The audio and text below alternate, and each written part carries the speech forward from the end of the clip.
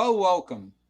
Tonight, we're going to go and talk to somebody who keeps the doors open in a place that during a normal time would be bustling with young cherubs and people going in and out, the Milford Town Library.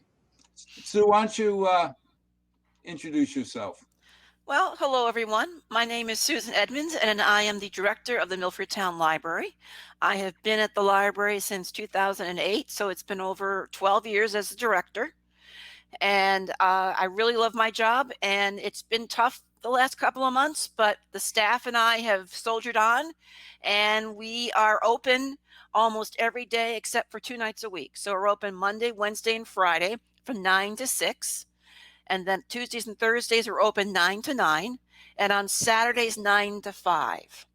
So except for 2 nights, we're open all of our regular hours, which is really great. And the staff has been great, and we've been open since the beginning of July.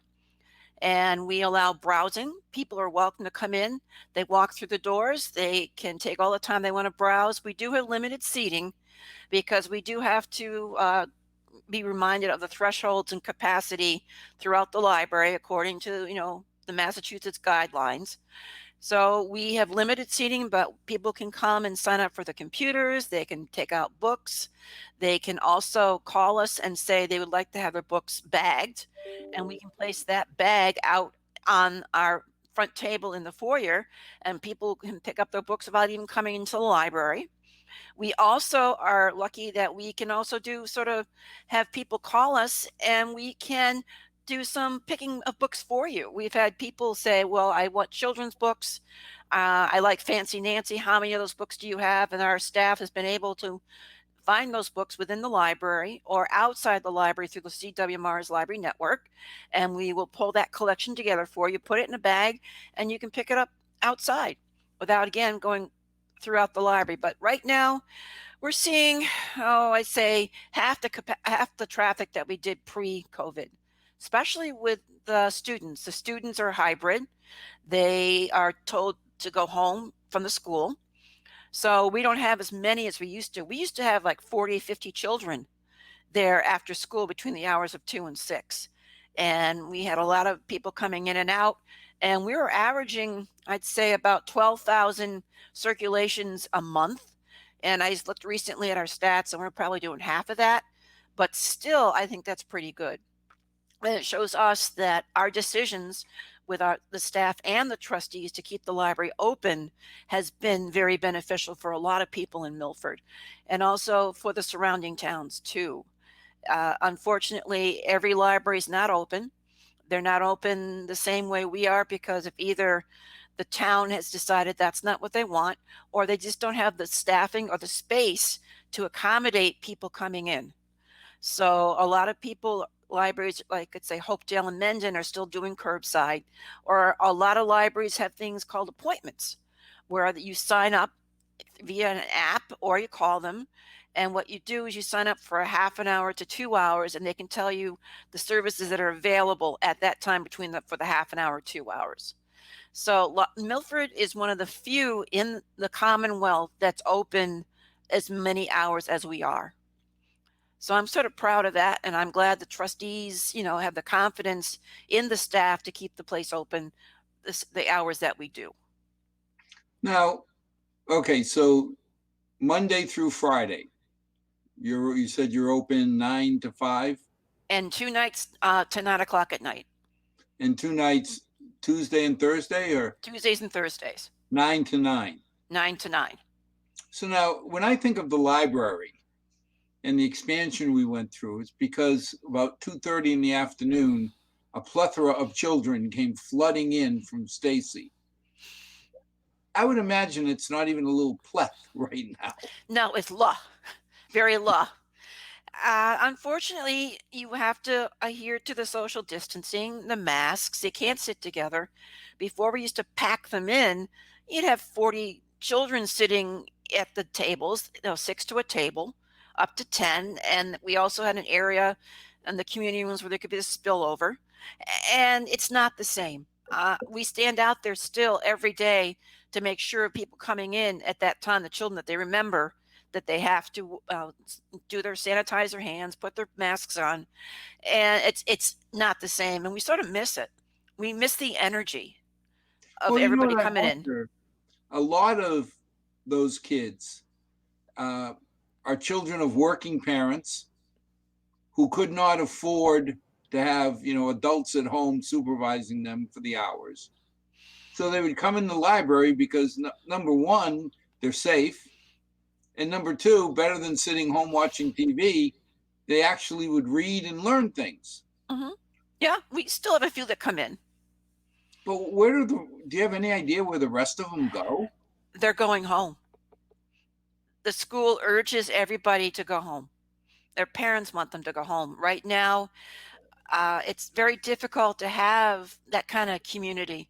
It simply can't be done at the moment. It will come back, and I welcome it to come back. But right now, we also say to everybody, you're welcomed at the library, but do what you need to do and then go home because we don't Now, want, how do you fit them? I mean, when you think of that, was it the young adult room? And they were like the young sardine room yeah. because you really did pack them in. And let's face it, part of the attraction was that I can be there with my friends.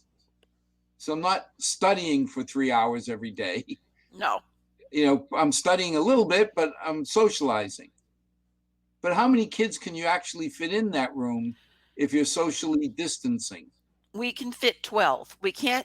don't use the computers anymore because they're so packed together. We had 4 workstations where people used to play video games or do research, but we can't have them sit that close together down the young adult room. So we had to stop it. And then we had a bank of the old Dairy Queen benches that they got when the library was renovated in 2007. And we can only have one child sit there, and that's only 4. So altogether, we can only have 12 students in that room at once. Now, when you say do what you have to and then skedaddle home, um, what I have to do if I'm a kid is socialize. So how do you draw the limit? I mean, 12 kids compared to, that's 25% of what you used to get. How do you kind of politely say, okay, you've been here long enough, scooch? Well, they sort of get bored quickly, so we don't have to say anything.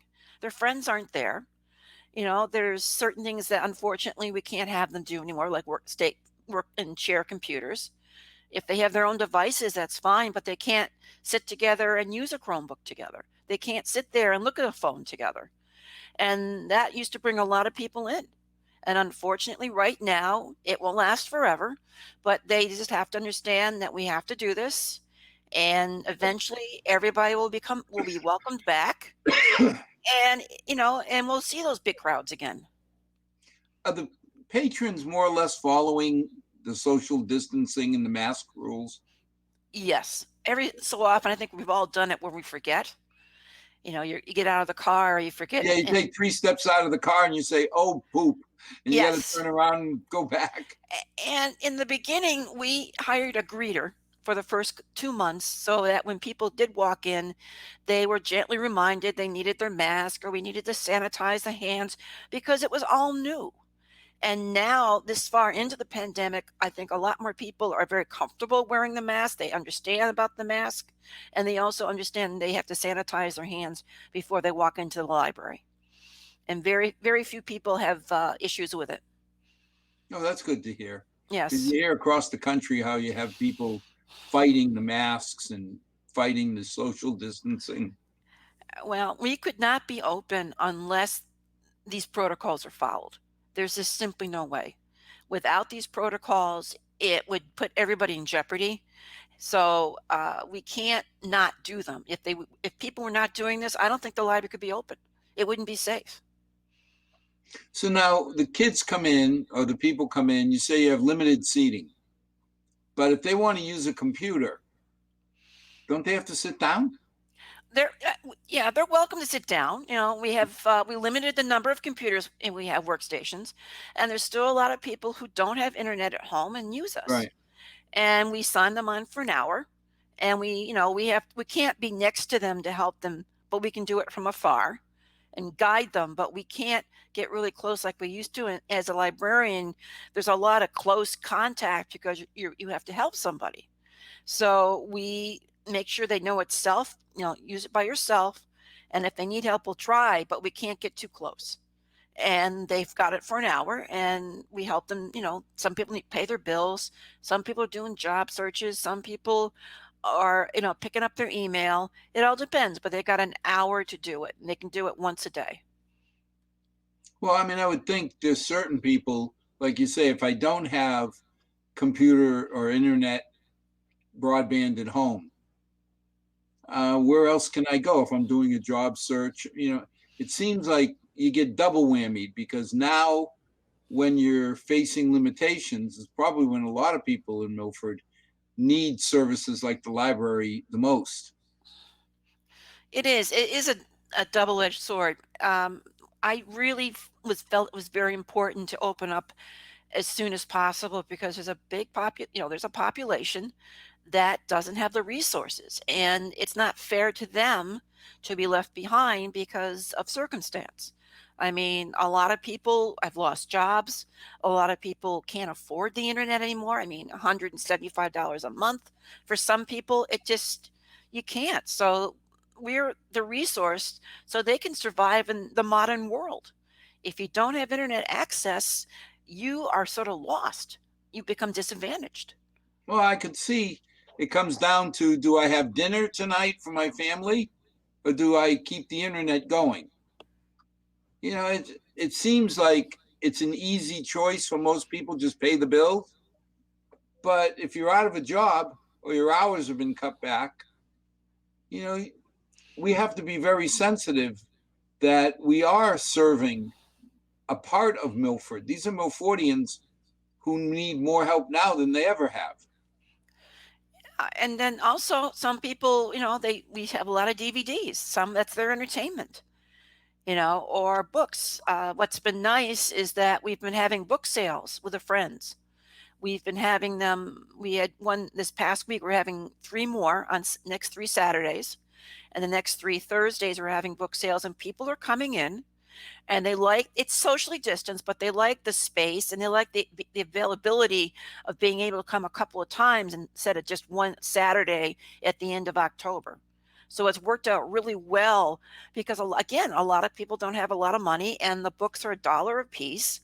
It helps the friends and it also helps people to get out of the house and also do it in a safe way, and they get reading materials. We've got DVDs, we've got CDs, they've got books, they've got children's books, and it is helping a lot of people who don't have a lot of money, and then these books are available.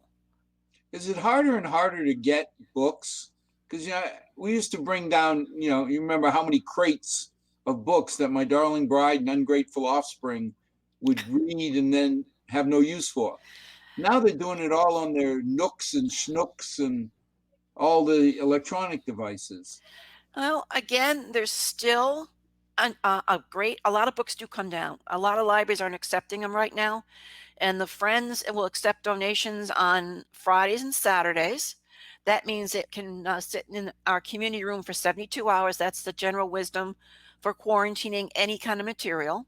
And then they come in the early of the week and they sort them and they put them on the tables, and we decide, if we want to keep them or not. Some of the old textbooks just won't sell. So there's a lot of, James Patterson, there's a lot of Robert Parker, there's a lot of very interesting biographies. There's a lot of, the type of stuff that your darling bride reads, and it's there and it's something different. They don't have to bring it back if they don't want to for 25 cents a book for a paperback. Now, back when I remember you had books on tape, books on DVD, the audio series. Are those still popular? Yes. Again, a lot of people don't use MP3s yet. They have cars, and the car still accepts the CD. So we have those, and people use them in different ways. Some people still have CD players. I have an old boom box that has a CD player. I still use it.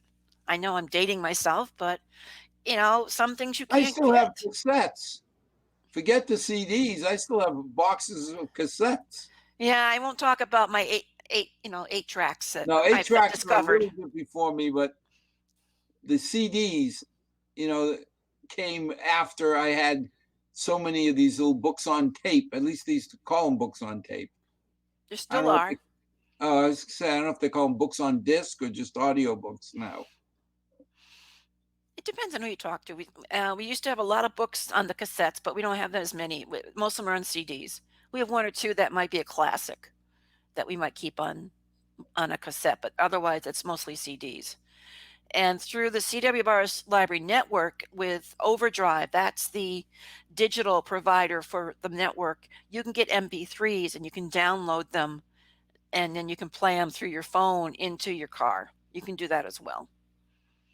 Now, how does that work? Well, what they do is you go over your library card to the Overdrive catalog, which is off our website, www.milfordtownlibrary.org. Look at the catalog, go over there, put in your library card number, and see if the material is available on an MP3. And you take it, download it on your phone, and then what you can do, if you can do it, you can play it through your car, radio, or you can put the headphones in and Well, I listen to guess it. the question is, okay, I go over. In the old days, I took the book, you stamped it, and then if I didn't bring it back on time, I got yelled at. Yeah. You know, if I don't, do I get it for like a week or two, and then it Well, turns off, or? yes, with the audio material from Overdrive, you get 2 weeks, and then it sort of stops playing. Oh, Uh, okay. So there is a way of controlling if yeah. somebody forgets to bring it back. Hmm.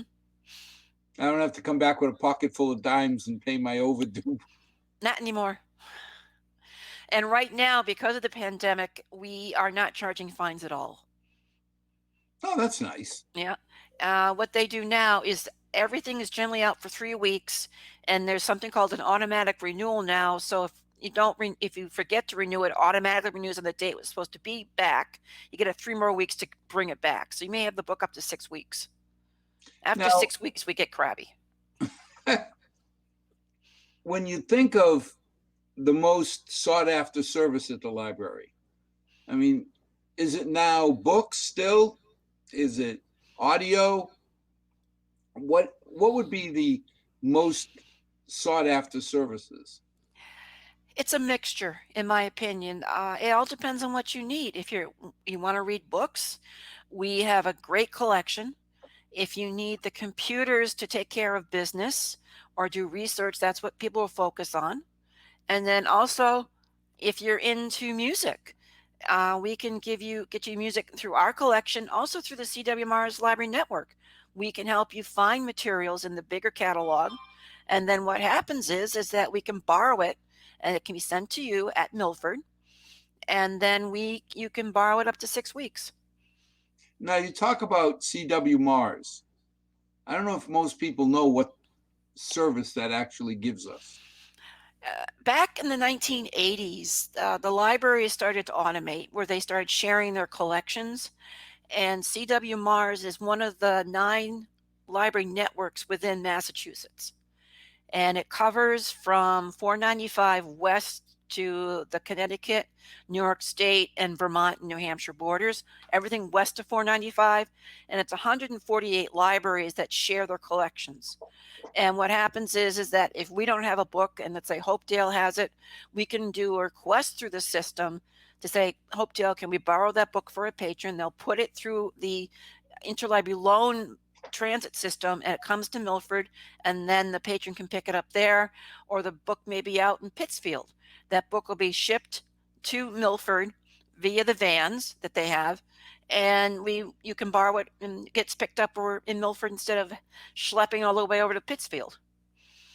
So it's changed how people collect also. We don't need 20 or 30 copies of a particular book anymore. If there's enough in the network, we can always borrow it for you. That means we can focus on other parts of the collection that people may like. We had last month about 1,000 network transfers, they call them, between the 147 libraries and us. So they requested books from us and we sent them out to them. And we usually annually do about 18,000 of those transactions. Wow. Yeah. And then we'll request, let's say, maybe 17,000. So we usually end up putting out more of our materials to the other libraries than taking in, which says something about the collection, that we can satisfy most people's needs within the collection. Now, how does that work? I mean, I'm a Milfordian. I pay for your salary. I pay for your building, your books, and you're lending books out to people who don't pay for it. Well, that's true. But at the same time, it's what you do. Libraries, anybody can walk into the Milford Library and read and borrow. It's because of the Massachusetts library rules. Anybody can walk into a library and sit and borrow and use their materials. Now, if you have a library card, that makes it easier for you to borrow. You can take that material out of the library. So I could walk into, let's say, Worcester and sit there and borrow and use things there. So it's, it's what's the word I'm looking for? Uh, not contemporary. You know what I mean? We share. It's known as sharing resources. Okay, so it's mutually beneficial at that Yeah, point. that's the word I was looking for. Mutual beneficial. Thank you. But now, let me be cold. I'm in a little town next to Milford. I hear you got a great library. Why would I have my own library if I can just send all my people to you? Well, the thing is there's something called decertification, and every town needs Oh, to. we remember the budget on that. Yes. What happens is if a town, and there's been a few towns in the area that did not support their libraries, they closed them down or sufficiently didn't fund them. Those residents could not, they could walk in and use materials on site, but they could not borrow from any library because they're known So as the being towns that decertified. didn't, if I remember right, I had to make sure as a town that I was not negatively impacting the library budget compared to the overall town budget. Yeah. So let's say if the town had to take a cut, every department has to take the same amount of cut. All the departments take 5 and the library takes 10. We would be in trouble. We would be potentially be decertified And that because of means that. that I, as a resident, can't go to, well, I can't go to the Milford Library and borrow because nobody's going to loan to me, right? You can borrow within Milford, Well, no I'm just problem. saying Yeah, outside of Milford, that no, CW Mars network, and there's 20 of these books that I want to read, but I can't borrow them if they're not in Milford Library proper. correct. Even outside the CWMR's library network, you couldn't borrow from the other remaining library networks. There's a list that goes out and says, "I'm sorry, but these libraries are decertified. You're welcome to come in and use their services on site, but they cannot borrow." So, I mean, the onus is on the town then to make sure they treat the library on equal terms with every other department, correct? Yes, and the thing is, libraries and all the other town departments are important.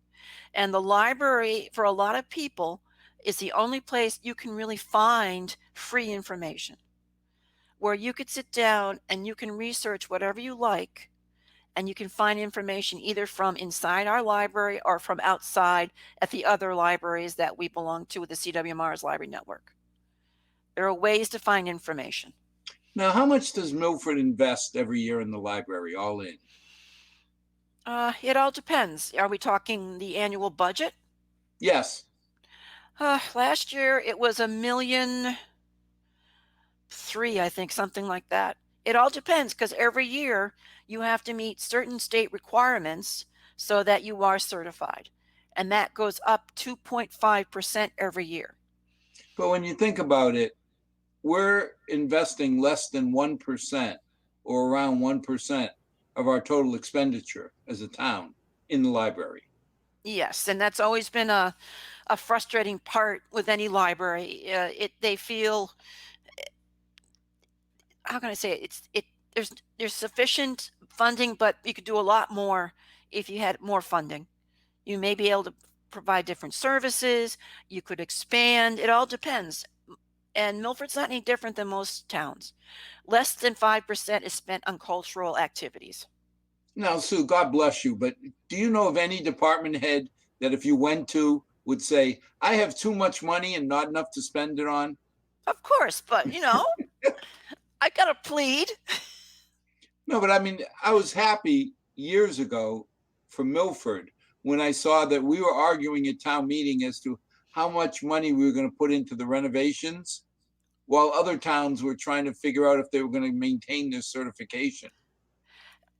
Since I've been here, Milford has always been very supportive of its library. It understands the role of the library in society, in the community, and understands that you need a good, healthy library for everybody in the community. You may not use it all the time, but it's there. But it's like everything else. You need a good police department. You need a good fire department. I mean, the library is just one of those critical areas. And, when you think about it, I'll never forget how many times I took my daughters down for Tuesday reading night, Mm-hmm. where one of the librarians would read a story. It was the coolest thing in the world, because it got them used to reading and found out that reading is not, a penalty that you get at school, that you could actually enjoy it.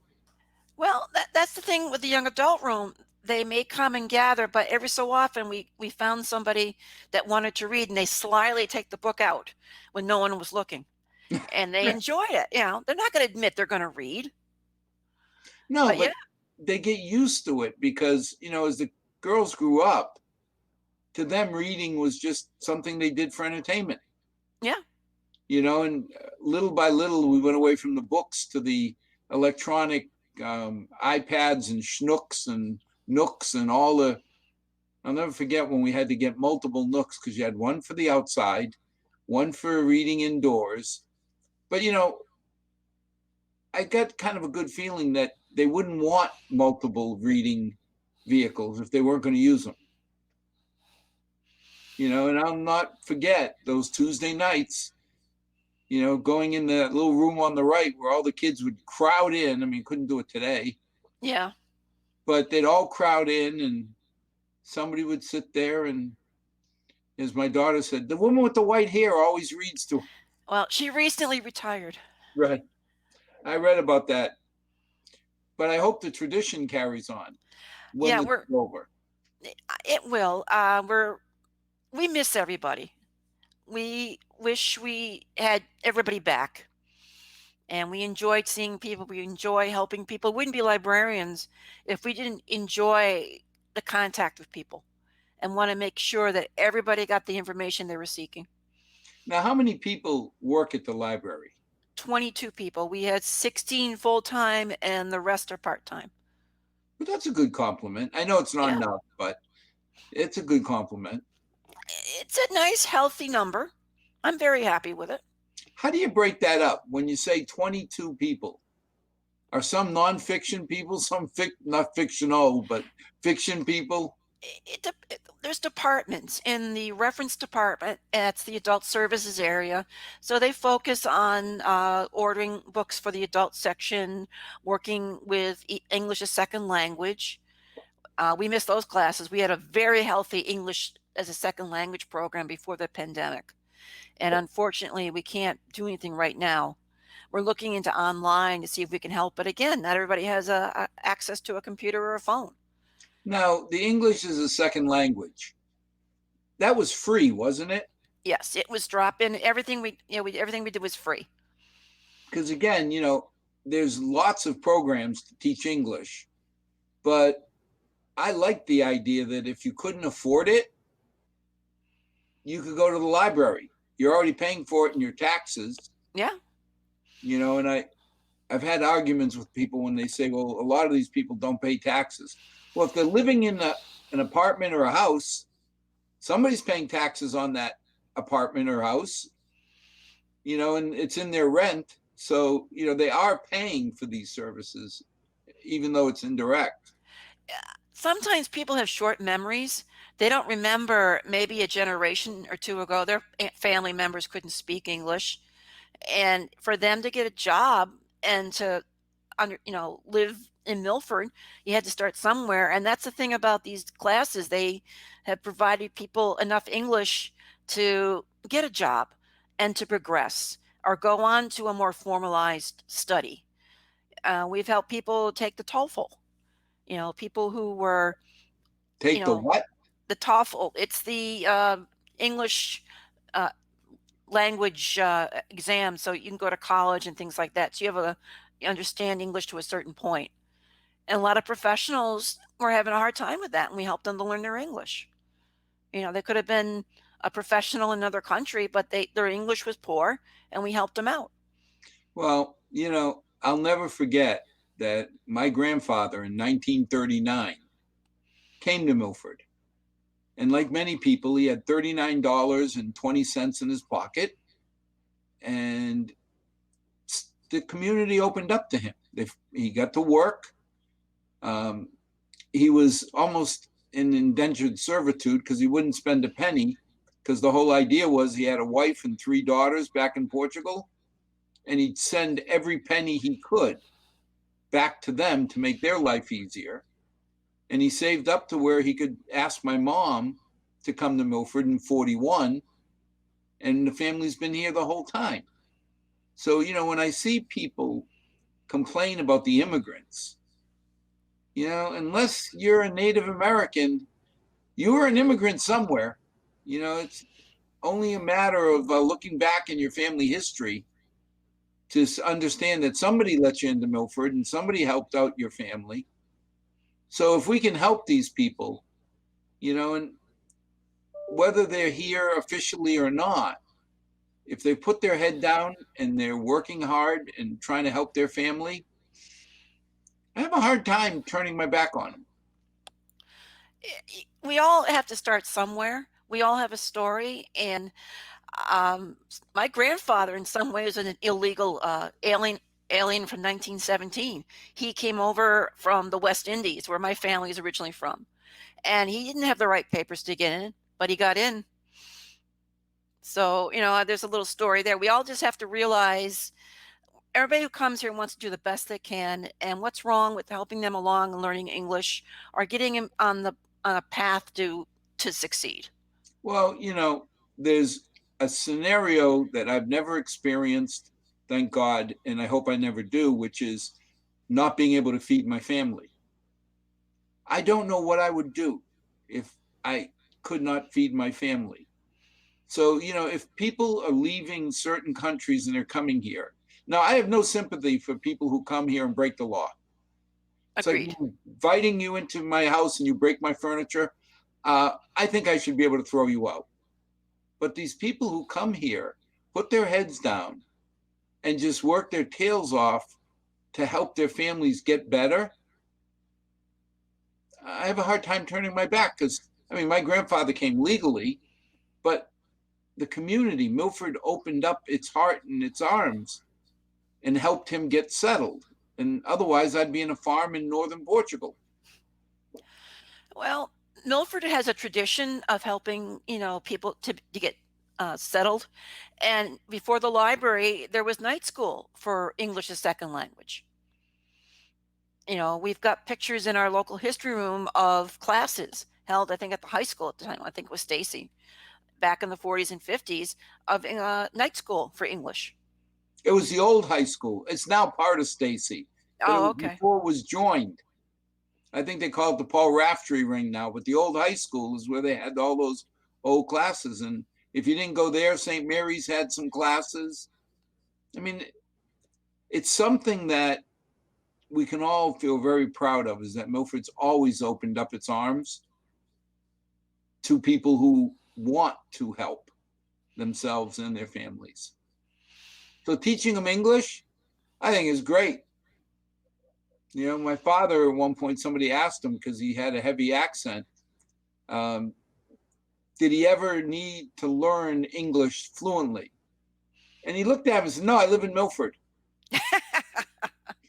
But, he could speak English, but he came over here with 4 years of school because that's what you got in northern Portugal. You got 4 grades and then you got put out to work. Coming here was something great. And if we can help people and families, because, when you first start out, you really don't have a lot. So making the computers or the Chromebooks workable is something we should be proud of. And families come in and they pull out the picture books and everything and they sit and read. Before the pandemic, we had a lot of families come in and read and work with our toys together. There was a lot of, interactive play between the children.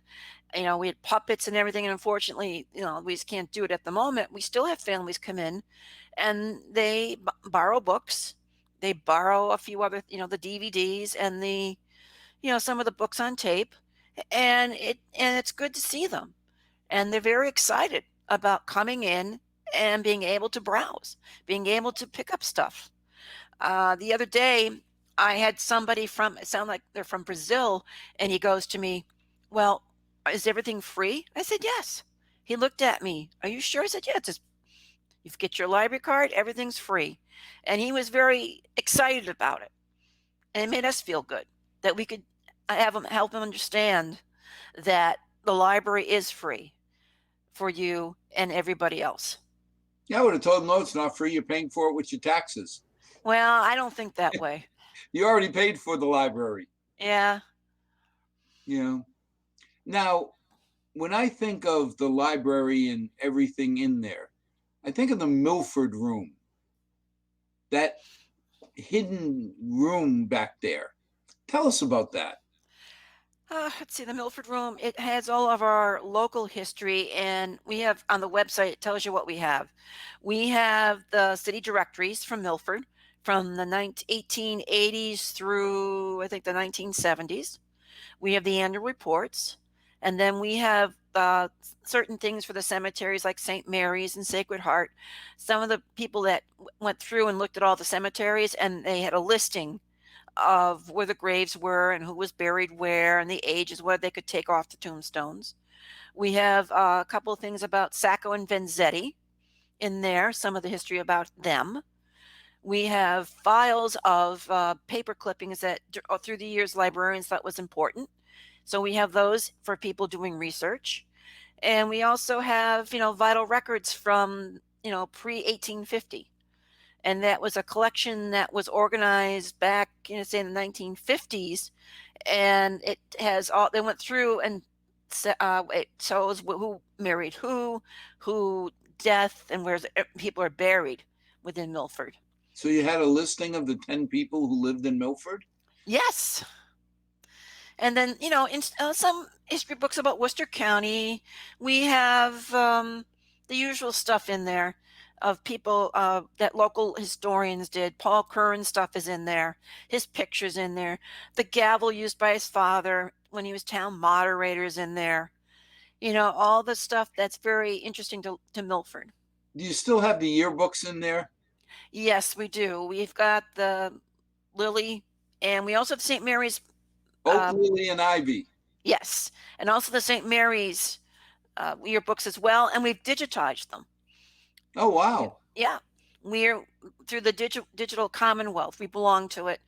And we got them digitized through the digital Commonwealth. We got those and did a lot of Paul Curran's photo collection too. And if you come into the library, you have access to it. Now, I remember at one point you had all the old Milford Daily Newses when it still was a Milford paper and talked about Milford. We have it on microfilm. Microfiche. Yeah, microfilm, yeah. From about 1875 through present. We still microfilm it. And also the town crier is on microfilm as well. We have a microfilm reader. And what you do is you can use the microfilm, and what happens is you can transfer it digitally onto a thumb drive, or you can email it to yourself. Oh, is that right? Yeah. Roger LaMontagne, he uses it all the time because he is on Find a Grave. And what he does is that any obituary that comes up, he will take a snapshot of it and also put that information on the gravestones on Find a Grave. He's been very helpful. He's like 6,000 photos that he owns on that Find a Grave. It's another ancestry search tool But that you now can I do. had no idea that it shows you how old I am. You could take microfilm and move it over to your laptop and read it there. Yeah, it's digital. We've recently got a new microfilm reader that does it. So I can go back So, and look back in 74 when I graduated and look through the old newspapers. yeah, what you're going to do is you're going to go there to the machine, use the microfilm on the reel, and then you can transfer anything you want back over to your thumb drive or your computer. Yeah. Now that microfilm, it lasts this long? Because I remember like my VCRs after 8 years, they told us we had to move them over, or the Super 8s, because they deteriorated. No, microfilm is one of the most stable forms of documentation, archival. No, Yeah. They're treated in a certain way, so they last really long. that's interesting. And everybody's allowed to go into the Milford room? Yeah. We just sign in, so we keep a track of usage. Everybody can come in. Yeah. That's fascinating. Once this thing is lifted, I'll have to go back and look back over the 70 to 74 era when I was in high school. You can, if you, I can give you the link, and I'll see if we did 74 as a digital. I can always send it over to you. Oh, we can dial in from home? I Dial can, in. yeah. I'll have to talk to the librarian, but yeah, I'll get the link for you. See what Now I can do. we talked Yeah. about Tuesday night reading. I understand that even during the pandemic, you found a way of keeping story hours alive. We're using Facebook Live. We're using it for toddler time on Fridays at 11. And also, Mother Goose is on Thursdays at, I think, 10 o'clock. What you need to do is you have to go to our Facebook page and join the group for toddler time or for the Mother Goose. And then we send you an email saying this is when it's going to happen, and it's Facebook Live. So you can interact right as we do it. Well, no, I'm curious because I've got grandchildren now. Yes, two But lovely ones. thank you. But I have to work. So I can't get there at 10 and 11. Is it ever at an hour or a time that's not working hours? At the moment, no, but we're going to expand. We're thinking about that. We hired a new youth services librarian supervisor, and one of the things that we liked about her, she was very comfortable with more digital programming. So we're going to try and expand the hours that services are provided, with Facebook Live and a few other things. Yeah, I just so it would be nice that I'd love to get my grandkids involved like I had my children. But 10 o'clock in the morning kind of is difficult to run Yeah. home from work and, interrupt everything. No, we're starting to do a lot more. And since now that we're all working, I think people are much more comfortable working now, that we're expanding services, and we're going to do our best to offer more, uh, that of the story times at different times. Also, you can play it back. You can do that as well, but we're going to do our best to expand. How is the pandemic affecting your staff? Like everybody else, we're not happy about it. We're all stressed. You know, Yes, we uh, want the selectmen to issue a memo that says pandemic is not welcome in Milford. You cannot cross our borders. But they haven't done that yet. I think all of us are just weary of the whole situation, but we have to understand. And I don't want to jinx the library, but I think one of the reasons we've been successful is that everybody is following the protocols, staff and the patrons. And, everybody understands for us to be open and for people to get their services, there's certain things that just have to be done. And you have to do it. You may not like it, but we have to do it right now. Yeah, well, I was going to say, I mean, talk about putting somebody right in the crosshairs of the pandemic. You're having, people at the library, it was story time.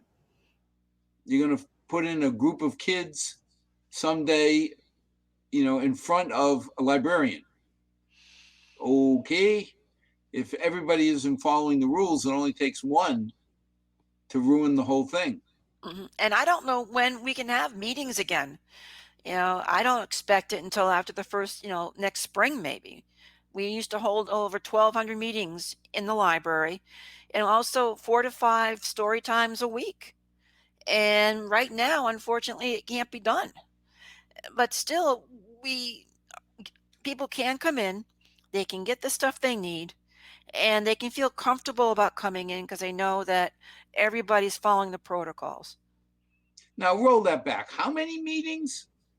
Over the years, or each year about 1,200. That was brownies. That was, seminars. It was workshops. It was, That's you know, 25 a week. and there were times, yeah, if you have a couple of Girl Scouts, you've got other meetings going on. Yeah, around 25 a week. We were packed. Wow. So the Girl Scouts had their place there. Well, who else came into the library for meetings? Well, we had Celebrate Milford. We had people that would hold like Social Security seminars. Oh, cool. There were people from state, they would have their workshops there. You would have other groups sign up. We've had condo meetings there. People pay, and the ones that there's some are nonprofit, but for the profit ones, they used to pay us. Yeah, but it's not huge money, right? No, about $100 for the big room, Oh, okay. and So I mean, split. it's reasonable because Yeah, these are Milford residents. yeah. They're already paying for the room to begin with, so a nominal charge sounds fair. And then the friends had their programs, and then we had some programs for the children's department. When we could have them. So we averaged about 25 a week. So now the friends, they used to sponsor, like you could get a pass to go to different places in Boston. What are they focusing on now? That's on hold because a lot of museums aren't Well, open yet. yeah, Yeah. because of the pandemic, but I'd say focusing on the book sales. They're making sure that books are available, and this way they can get some money so that they can have programming when it's available, or maybe help out the garden that needs as to be finished. The Hill Garden has to be. We were in the midst of doing renovation, and unfortunately, it had to stop. We got so the now, benches in. oh, good. Yeah. How are the grounds? I mean, a couple of years ago we actually put some money into pave, and I understand you wore out the carpet, so Yeah. we had to put in some carpet last year and some more carpet now. The grounds are doing pretty well. I mean, we've got a couple of things that we feel that need to be taken care of, but I've got a great maintenance staff that helps keeps everything, well or organized and oiled. And we do our best to take care of every little issue before it becomes a big issue. Since I've been there, we've done the HVAC system. We've put a new roof on. We've done the stairs in the front, and we've done the carpeting, and we've added electrical outlets, and we have what else? We've done everything almost every year. We've Well, paved. the big thing came when the whole evolution um, of the library to people bringing in their own devices. And I remember you talking about how we had bandwidth of 1 electron per millennia because there were so many devices that we had to do a wholesale upgrade on the network infrastructure. How's that working out? It's working out. We've got 3 access points, and we can handle if people were there, we can handle up to 80 seats. Wow. Yeah. So overall, how many people, like percentage wise, bring their own devices into the before the pandemic versus using the computers? I'd say it's 50-50. Oh, wow. Yeah. And we used to keep track of how many hits we had on the Wi-Fi system per month, and it was a couple of thousand. I don't have the exact number right now. Now, one of the things that always is a hard thing to justify, but replacing computers. What's the state of the computers at the library?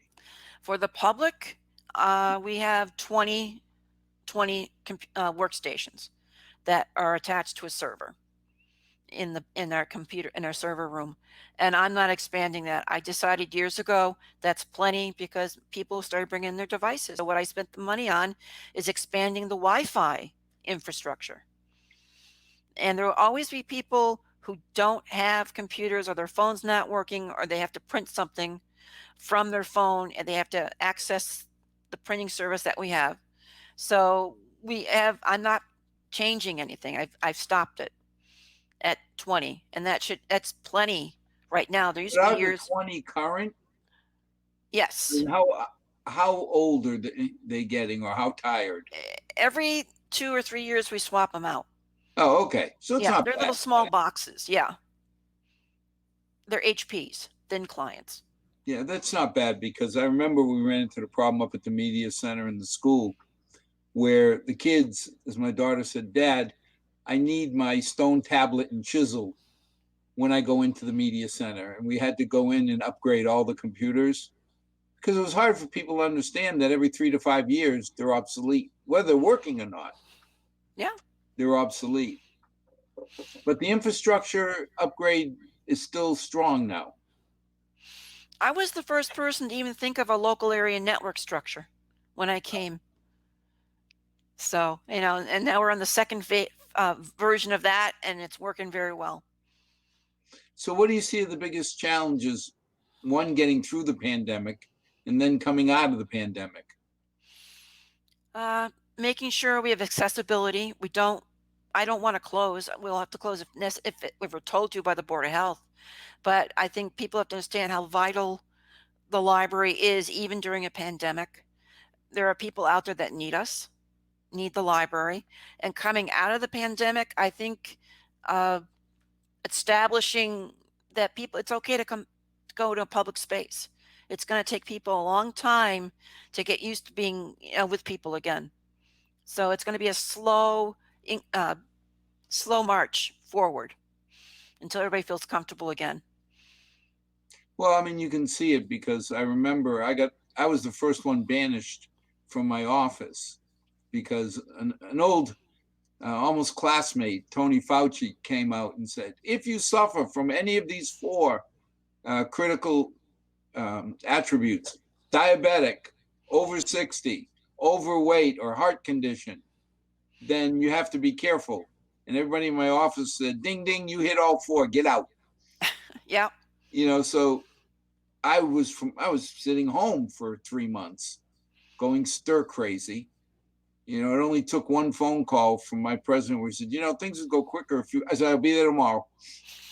Mm-hmm. But just overall, we don't go out like we used to. I mean, I miss going to the movies with my daughter, but we haven't been to a movie in a year. Yeah. And I don't know that snaps back right away. It's not going to, and people have to understand it's going to be slow. So if things don't look like they're being used all the time, it doesn't mean they're not being used, but people are going to have to feel confident again. Well, I think there's a difference though, because you're an essential service. You're a lifeline to a lot of these kids who don't have high-speed internet in the house and all the devices they need, to keep up with the kids who do. So I would hope that we'll continue to support the library like we always have. I mean, I don't think we've ever really had discussions about cutting the library. No, I have colleagues that are jealous of what Milford can do and the support they get from the town. Well, that's good to hear. Yeah. I mean, at the end of the day, this is an investment in our kids and our residents. Yeah. And it's self-serving because, like a good school system, if you don't have a good library, a lot of people don't want to come to your town. Yeah, people don't think they love the library to be there when they need it.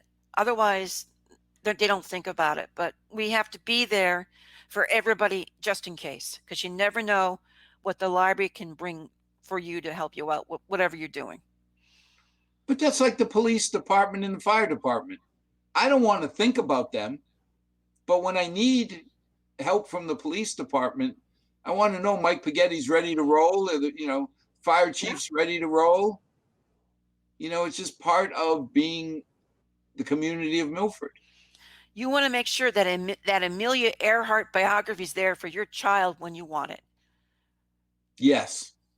Not that I'd read about Amelia Earhart, but You're not a fifth grader.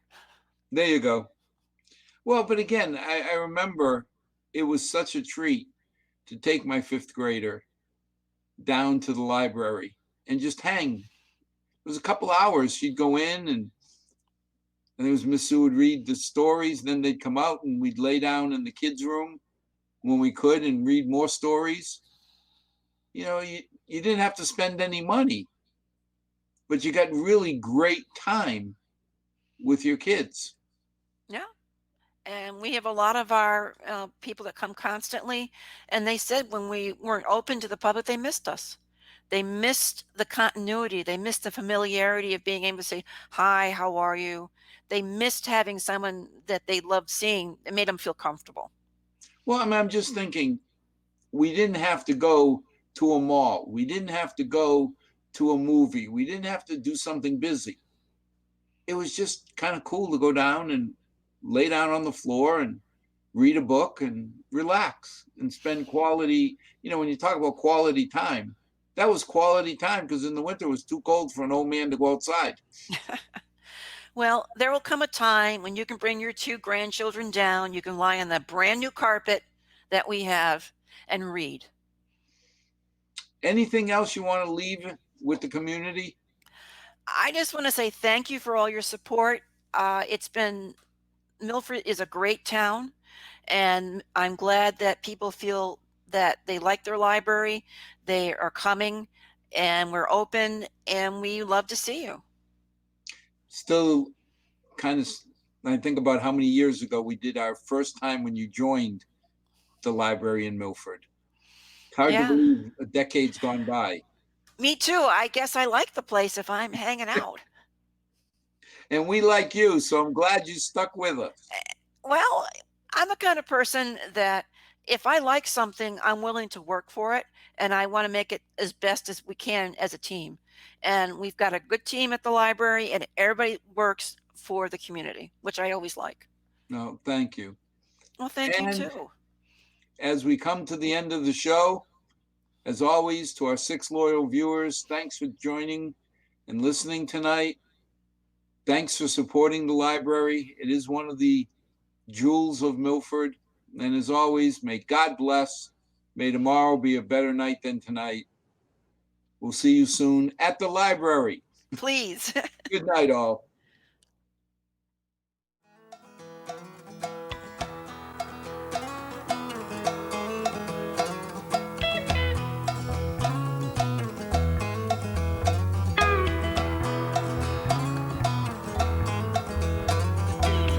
Too long since I've been home. Been running all my life